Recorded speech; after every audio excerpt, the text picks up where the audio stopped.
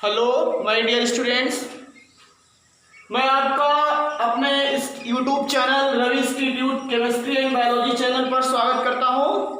और चलिए देखिए बच्चों, आज हम आपको जो ये 10th की केमिस्ट्री पढ़ा रहे हैं। 10th की जो केमिस्ट्री है जिसका थर्ड लेसन, एनसीईआरटी का थर्ड लेसन, जिसका नाम है आपका धातु एवं अधातु। थर्ड लेसन है धातु एवं अधातु। इसका आज हम आपको अगला पार्ट बताने जा रहे हैं। और इसके पहले वाले जितने भी लेक्चर्स थे उसमें हम लगभग मेटल वाला चैप्टर, ये मेटल एंड नॉन मेटल का चैप्टर कंप्लीट के ही कगार पे ही है, जान लीजिए। तो सबसे पहली चीज आज के हम इस लेक्चर्स में आपको बताएंगे अमलगम क्या हुआ करता है, और उसके बाद फिर क्या हुआ करता है कि अम्ल राज क्या है, एक्वारजिया, अमलगम, एक्वारजिया, और उसके बाद फिर सोने की शुद्धता को किससे मापा जाता है, और जो हमारे आभूषण होते हैं वो कितने कैरेट के भी बनाए जाते हैं। ये कुछ बातें आपको बताएंगे और कुछ एनसीईआरटी के क्वेश्चन। तो आज का ये सेशन आपके लिए इंपॉर्टेंट, ये लेक्चर इंपॉर्टेंट होने वाला है। तो आप लोग बढ़िया सा एक नोट्स और एक अपनी जो पेन है उसको लेके बैठ जाएं, ताकि हम जो पढ़ाएं उसको आप एक बार समझ लें और उसके बाद इसकी एक नोट्स कंप्लीट कर लें। तो सबसे पहले हम बात करेंगे यहाँ पे आज अमलगम की। किसकी बात करेंगे? अमलगम। ये छोटी सी एक डिफिनेशन है, जान लीजिएगा। जैसे ये बताया जाता है मरकरी, मरकरी का सिंबल क्या होता है? पारा, या Hg होता है। मरकरी जो होता है उसका सिंबल क्या होता है? Hg। और Hg का प्रमुख क्या होता है? HgS। HgS किसका फार्मूला है? अब बताइएगा जल्दी से, हमको कमेंट करके नीचे जान लीजिएगा। HgS किसका फार्मूला है? हमने ऑलरेडी आपको अयस्क और उसके जब खनिजों उसके प्रमुख अयस्क बताया था, तब वहां पे बताया था आपका। तो ये जो HgS है ये मरकरी का अयस्क है। किसका अयस्क है? मरकरी का। और इसका नाम क्या है आप बताएंगे इसको? तो आपको मैं बता रहा हूं, ध्यान दीजिए, मरकरी या पारा की मिश्र धातुओं को, जैसे अब आप सोडियम मरकरी मिला लीजिए या जिंक मरकरी मिला लीजिए। मरकरी एवं धातुओं जैसे सोडियम एवं जिंक के मिश्रण को ही क्या कहा जाता है, या मिश्र धातु को ही क्या कहा जाता है? अमलगम कहा किया करता है। मतलब कि अमलगम एक मिक्सचर्स है जिसमें जैसे सोडियम है और ये क्या है? Na और ये Hg। अब इस NaHg को क्या कहते हैं जानते हो? इसको कहा जाता है सोडियम अमलगम। क्या कहा जाता है इसको? सोडियम अमलगम के नाम से जाना जाता है। अब जैसे अगर लिख दिया गया यहाँ पे ZnHg, तो इसको हम लोग क्या कहेंगे जानते हो? Zinc amalgam. क्या कहेंगे इसको? जिंक अमलगम के नाम से जानते हैं। मतलब कि जब मरकरी एक तो रहेगी ही, मरकरी के साथ ही जैसे सोडियम, जिंक धातुओं का जो मिश्र धातु होती है उसी को ही हम लोग क्या कहा करते हैं? अमलगम के नाम से क्या किया करते हैं? जानते हैं। मरकरी एवं धातुओं से बनी मिश्र धातु को ही क्या कहा करते हैं? अमलगम कहते हैं। और धातुओं में खास तौर से जो मुख्य रूप से आपकी धातुएं ली जाती हैं उसमें आपकी कौन सी होती है? सोडियम होती है। और कौन सी होती है? आपकी जिंक होती है। ये एक्टिव धातुएं हैं, जान लीजिएगा। तो और इसका उपयोग क्या किया जाता है? विभिन्न प्रकार की रासायनिक अपक्रियाओं में जो होता है वहां पे एक रिजेंट होता है, अभिकर्मक के रूप में इसका क्या किया जाता है? उपयोग किया जाता है। तो एकदम अगर इसकी छोटी सी डिफिनेशन अगर आपसे कोई कहे तो मरकरी एवं धातुओं, मरकरी एवं क्या बताया मैंने? धातुओं से बनी मिश्र धातु को, मरकरी एवं धातुओं से बनी ही मिश्र धातु को क्या कहा किया करते हैं भैया? अमलगम कहा किया करते हैं। क्या कहा करते हैं? अमलगम कहा किया करते हैं। तो इसकी डिफिनेशन है ये, मेरा आपकी कृपा से सब काम हो रहा है, मेरा आपकी। चलिए, मरकरी या पारा, मरकरी या पारा तथा धातुओं से बनी मिश्र धातु, धातुओं से बनी मिश्र धातु को ही अमलगम कहते हैं। मिश्र धातु को ही अमलगम कहते हैं।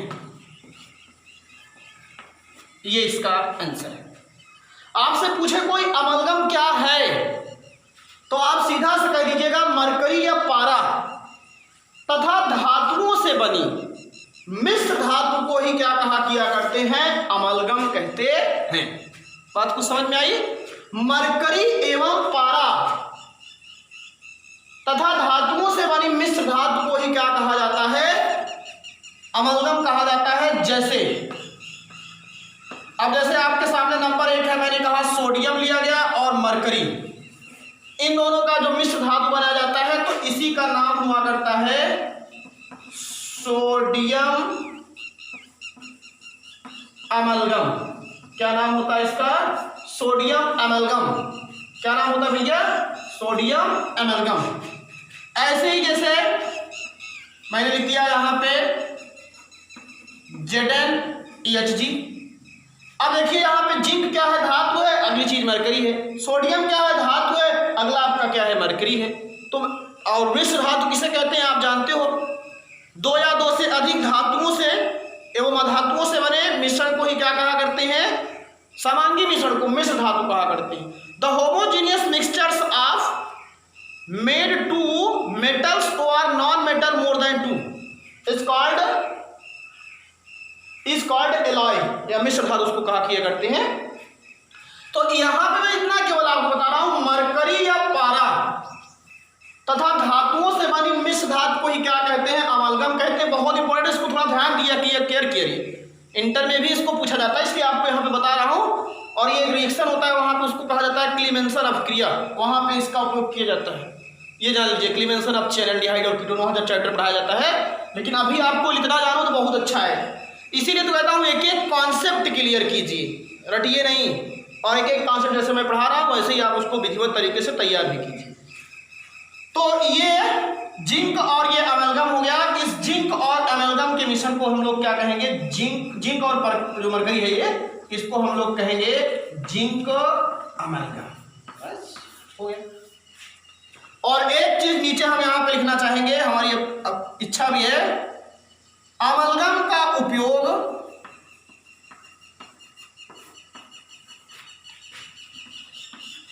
अभिक्रियाओं में, अमलगम का उपयोग अभिक्रियाओं में अभिकर्मक या उत्प्रेरक के रूप में किया जाता है। चलिए इतनी चीज समझ में आ गई सबको। मरकरी या पारा तथा धातुओं से बनी मिश्र धातु को ही क्या कहा करते हैं, अमलगम कहते हैं। जैसे NaHG क्या है, ये सोडियम अमलगम इसे कहते हैं। और जैसे लिखा गया ZnEHG, तो इसको क्या कहोगे, जिंक अमलगम। और फिर अमलगम का उपयोग जो होता है अभिकर्मक के रूप में क्या किया जाता है, आपको बताया जाता है। तो ये अमलगम हो गया आपका। अब हम आपको अगला टॉपिक बताने जा रहे हैं और वो है आपका अम्लराज।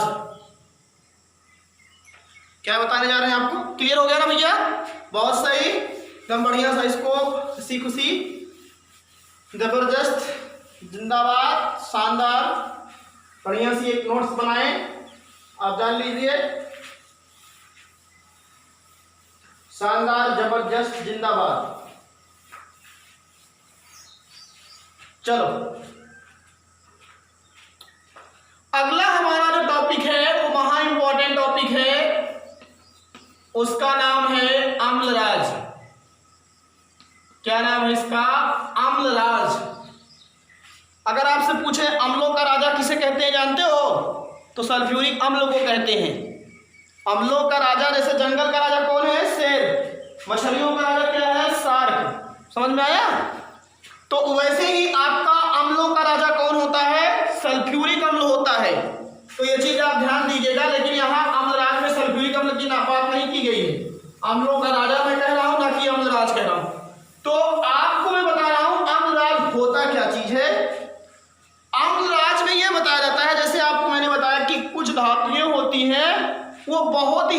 क्रियाशील होती हैं और बहुत ही कम उत्कृष्ट होती हैं। जैसे संयुक्त अवस्था में जो पाई जाती थी वो अधिक क्रियाशील होती थी, और जो आपकी क्या हुआ करती है मुक्त अवस्था में पाई जाती है वो कम क्रियाशील होती है, जैसे सोना चांदी ये सब। तो इन सबको अगर कहीं सॉल्वेंट के रूप में इनको अगर कहीं विलय करना घोलना हो तो ये जल्दी घुलती ही नहीं थी, जान लीजिएगा। इसलिए वैज्ञानिकों ने क्या किया, एक ऐसा मिश्रण बनाया जिसके कारण इन सबको भी घोल दिया जाता है। तो उसी मिश्रण को ही हम लोग यहाँ पे किसके रूप में पढ़ा किया करते हैं, अम्लराज के रूप में पढ़ते हैं। किसके रूप में, अम्लराज। मैं बता रहा हूँ ये इंटरमीडिएट में भी है, वहां पे नाइट्रोजन वर्ग के चैप्टर में इसको पढ़ाया जाता है। तो जो बच्चे भी सोचिए अगर आप यहां से कॉन्सेप्ट क्लियर किए रहते हो तो वहां पे आपको कितना मजा आने वाला है, आप विचार करिए। इसलिए आप बढ़िया से इसको समझिए और आप समझ भी सकते हैं। अम्लराज में कुछ बड़ी बात है नहीं माय डियर, एकदम सीधा सीधा आपको बता दें, 2 अम्ल लिया गया है और वो 2 अम्ल कौन लिए गए हैं, एक लिया गया हाइड्रोक्लोरिक अम्ल और दूसरा लिया गया है नाइट्रिक अम्ल। ये देख लीजिए, हाइड्रोक्लोरिक अम्ल और दूसरा कौन सा लिया गया है, नाइट्रिक अम्ल। और इस हाइड्रोक्लोरिक अम्ल का 3 भाग लिया जाता है और नाइट्रिक अम्ल का कितना भाग लिया जाता है, 1 भाग लिया जाता है। यही है, जान लीजिए। हाइड्रोक्लोरिक अम्ल के 3 भाग और नाइट्रिक अम्ल के 1 भाग का जो मिश्रण होता है उसी को क्या कहा करते हैं, अम्लराज। इसका एक नाम और होता है इंग्लिश में एक्वा रजिया। क्या नाम होता है इसका, एक्वा रजिया, जान लीजिएगा। समझ में आया क्या हुआ करता है इसका, एक्वा रजिया, इंग्लिश में जान लीजिए। तो चाहे आप अम्लराज कहें चाहे आप क्या कहें, एक्वा रजिया। तो आपको मैंने बताया क्या कि हाइड्रोक्लोरिक अम्ल के 3 भाग और नाइट्रिक अम्ल के कितने, 1 भाग का जो मिश्रण हुआ करता है उसी को ही हम लोग क्या कहा करते हैं, अम्लराज कहा करते हैं। इसका मतलब क्या है कि जैसे आपने हाइड्रोक्लोरिक अम्ल का 3 भाग का मतलब मान लीजिए जैसे आपने ले लिया इसका 30 मिलीलीटर, तो अब इसका 1 भाग लेना है आपको। तो 1 भाग का मतलब इसका कितना हो जाएगा, 10 मिलीलीटर। यही है। अब देखिए 10 यानी 30 अगर काटोगे तो 3:2 क्या हो जाए, 3:1 आ जाएगा। यही हम कहना चाहते हैं। जैसे आप इसका 3 लिए हो तो इसका 1 लेना है, वही आपको करना है। अब इसका अगर आप 300 भाग ले लिए, 300 ml ले लिए तो इसका 100 ml आपको लेना है। अब तो मेरे हिसाब से क्लियर हो गया होगा कि रेशियो का मतलब क्या होता है। रेशियो का सीधा सा मतलब है कि 3 भाग हाइड्रोक्लोरिक अम्ल का रहेगा और 1 भाग किसका रहता है, नाइट्रिक अम्ल का। तो 3 भाग हाइड्रोक्लोरिक अम्ल और 1 भाग नाइट्रिक अम्ल के मिश्रण को ही हम लोग क्या कहा करते हैं, अम्लराज कहते हैं। तो मेरे हिसाब से कुछ कंफर्म हुआ होगा। चलिए, मेरा आपकी कृपा से सब काम हो रहा है। 3 भाग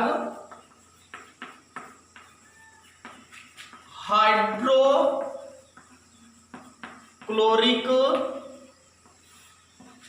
अम्ल HCl तथा 1 भाग नाइट्रिक अम्ल, 1 भाग नाइट्रिक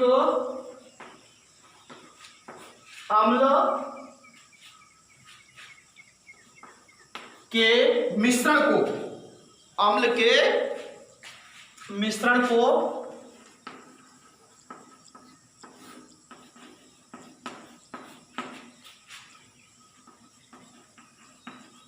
अम्लराज कहते हैं।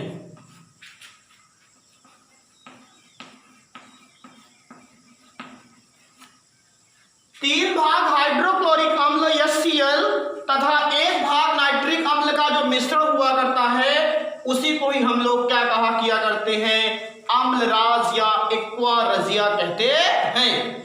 एकदम सीधी सीधी सी बात है बस। और इसमें आपके लेवल तक है जो वही बताऊंगा, इंटरमीडिएट में तो रिएक्शन नहीं बताया जाता है, पूरा वहां रिएक्शन करके समझाया जाता है, लेकिन आपको बस केवल इतना ही। तो 3 भाग हाइड्रोक्लोरिक अम्ल तथा 1 भाग नाइट्रिक अम्ल के मिश्रण को ही क्या कहा जाता है, अम्लराज कहा जाता है। इसका उपयोग, ये कभी अगर आपसे पूछा जाए तो ये भी आप बता सकते हैं, इसका उपयोग ये ध्यान दीजिए किसके रूप में, उत्कृष्ट जो कम क्रियाशील है, उत्कृष्ट धातुओं जैसे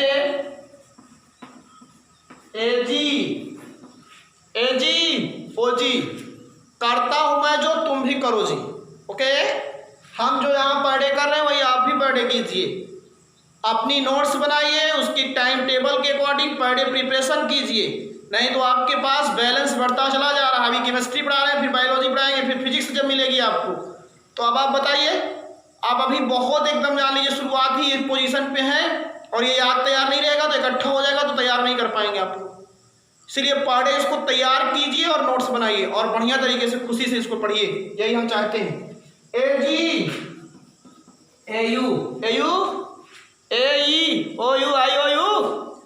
और उसके बाद तथा प्लैटिनम, इसका जो उपयोग होता है AgAu मतलब चांदी, सोना, प्लैटिनम, इसका उपयोग उत्कृष्ट धातुओं जैसे चांदी, Au और प्लैटिनम के या को विलेय करने में किया जाता है। को क्या किया जाता है? विलेय करने में किया जाता है। एकदम कंफर्म जान लीजिएगा, जब तक तोड़ेंगे नहीं तब तक छोड़ेंगे नहीं। तो कंफर्म हो गया होगा आपको, 3 भाग हाइड्रोक्लोरिक अम्ल, द रेशियो ऑफ 3:1 हाइड्रोक्लोरिक अम्ल एंड नाइट्रिक अम्ल is called mixture is called aqua regia. It is a used non active metals as like silver, gold, platinum, solvent. इसका उपयोग ज्यादा करके इन्हीं सबको विलेय करने में क्या है किया जाता है। तो अगर इन सब धातुओं को इस मिश्रण में डाल दिया करते हैं तो ये सॉल्युबल हो जाती है। तो ये आपका हो गया क्या, 2 चीज बताया, एक क्या बताया अम्लराज, पहले बताया अमालगम और दूसरा आपको क्या बताया अम्लराज। और अब हम आपको बता रहे हैं, जैसे अगर आप चाहें तो इसको इस चीज को भी यही नीचे लिख सकते हैं आप। मैंने भी जो कहा था आपसे, जैसे मैंने आपको कहा था क्या, सल्फ्यूरिक अम्ल, जान लीजिए जीके का क्वेश्चन है। एक स्पेन में एक नदी है जिसका नाम है रायो टिंटो नदी, स्पेन की। स्पेन की एक नदी है, सल्फ्यूरिक अम्ल जानते हो जिसको आप लोग तेजाब कहते हो। तो उस स्पेन की एक नदी है जिसका नाम है रायो टिंटो। तो उसके जल में क्या हुआ करता है, क्योंकि थोड़ा थोड़ा वो पॉल्यूटेड आपकी रिवर है, तो उसके जल में क्या हुआ करता है, सल्फ्यूरिक अम्ल की कुछ मात्रा आपको देखने को मिलती है। अब आप विचार कर लीजिए कि स्पेन की नदी में क्या हुआ करता है। मैंने किताब में पढ़ा इसको कि स्पेन सल्फ्यूरिक अम्ल क्या होता है, यह सल्फ्यूरिक अम्ल की कुछ मात्रा स्पेन की रायो टिंटो नदी में क्या हुआ करती है, पाई जाती है। तो यहां पे लिखे सल्फ्यूरिक अम्ल की कुछ मात्रा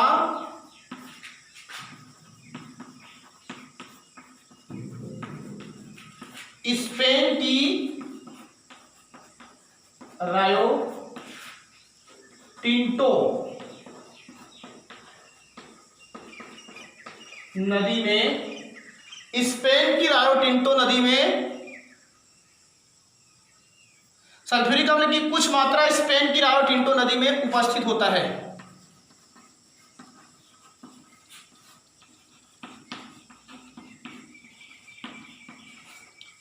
तो ये आपके लिए जीके का क्वेश्चन रहा, आपको थोड़ा इसके भी आपकी नॉलेज में वृद्धि होगी। तो अब आइए हम लोग आपको पढ़ाते हैं, अब आप सोने की शुद्धता की बात करेंगे।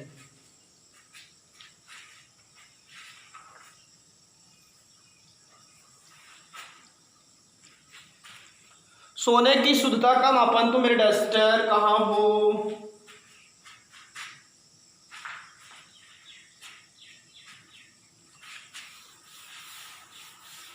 सोने की शुद्धता का जो मापन हुआ करता है आपको मालूम होना चाहिए, वो किस में किया जाता है, कैरेट में। किस में किया जाता है, कैरेट में। अब जैसे कहते हैं कितने कैरेट का सोना है, ये कि एकदम आप जान लीजिए। तो ये भी कभी कभी क्वेश्चन में जाता है, ये तो नॉर्मल ही है, आप जान लीजिए इसको। तो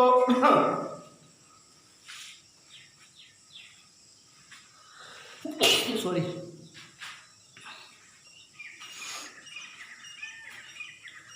सोने की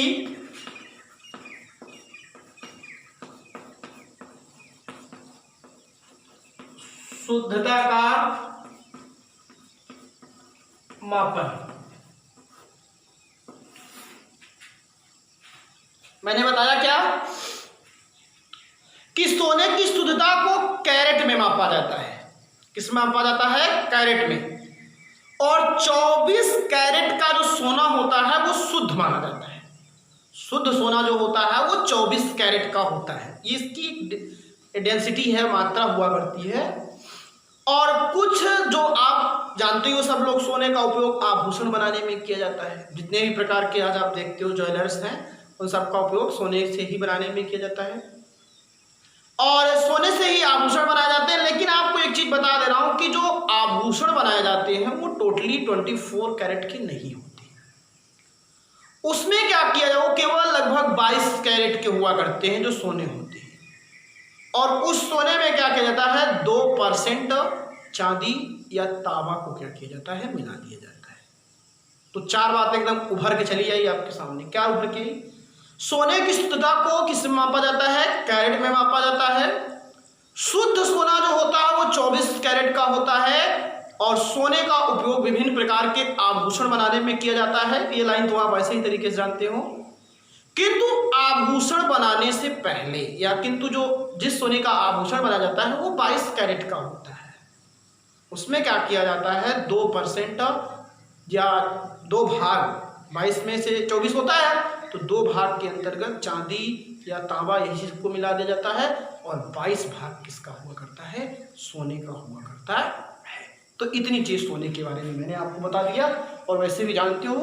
अब आपको यहाँ पे कुछ हम लिखने जा रहे हैं। सोने की शुद्धता को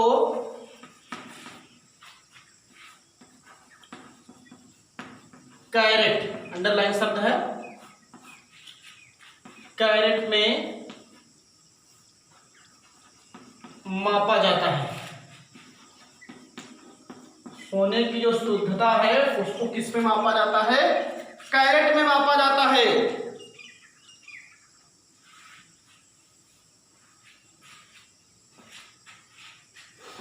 शुद्ध सोना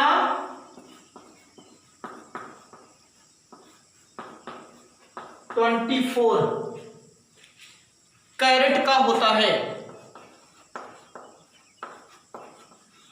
कैरेट का होता है, ये जान लीजिए। और फिर आगे, सोने से जब विभिन्न प्रकार के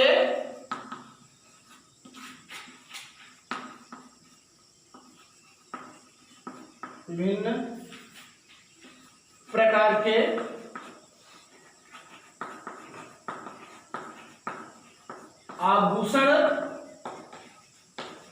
बनाए जाते हैं, सोने से जब विभिन्न प्रकार के आभूषण बनाए जाते हैं तो इसमें या तो इसके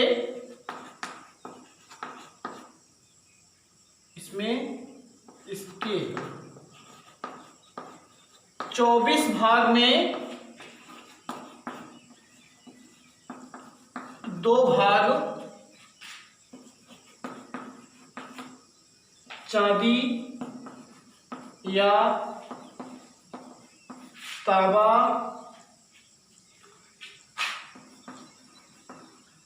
मिला दिया जाता है।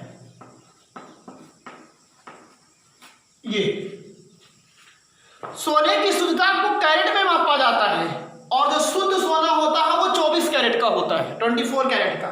और सोने से जब विभिन्न प्रकार के आभूषण बनाए जाते हैं तो इसके 24 भाग में 2 भाग क्या किया जाता है, चांदी, तांबा या अन्य पदार्थ मिला दिया जाता है। अतः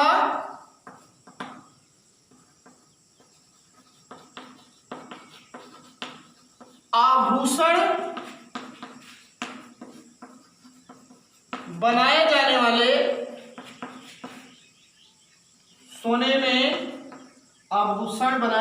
सोने में 22 कैरेट सोना एवं शेष 2 भाग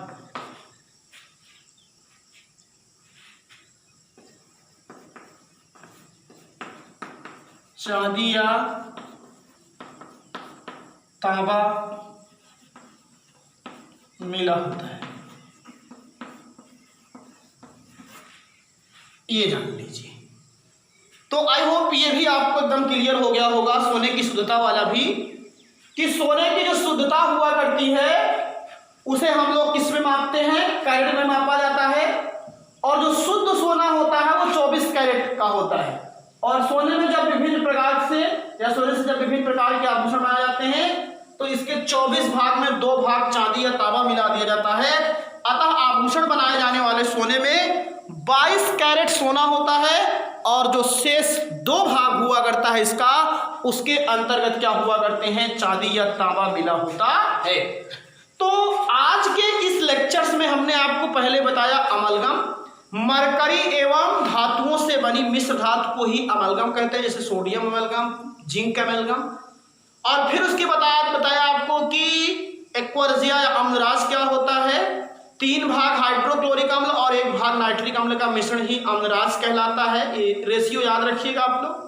और अम्लराज का उपयोग विभिन्न प्रकार की उत्कृष्ट धातुओं को किसके रूप में किया जाता है, विलय करने में किया जाता है। और फिर मैंने बताया सोने की शुद्धता, ये आपके सामने है ही। तो ये बढ़िया तरीके से इसको आप लिखें और इसकी एक नोट्स बनाएं। थैंक यू, धन्यवाद।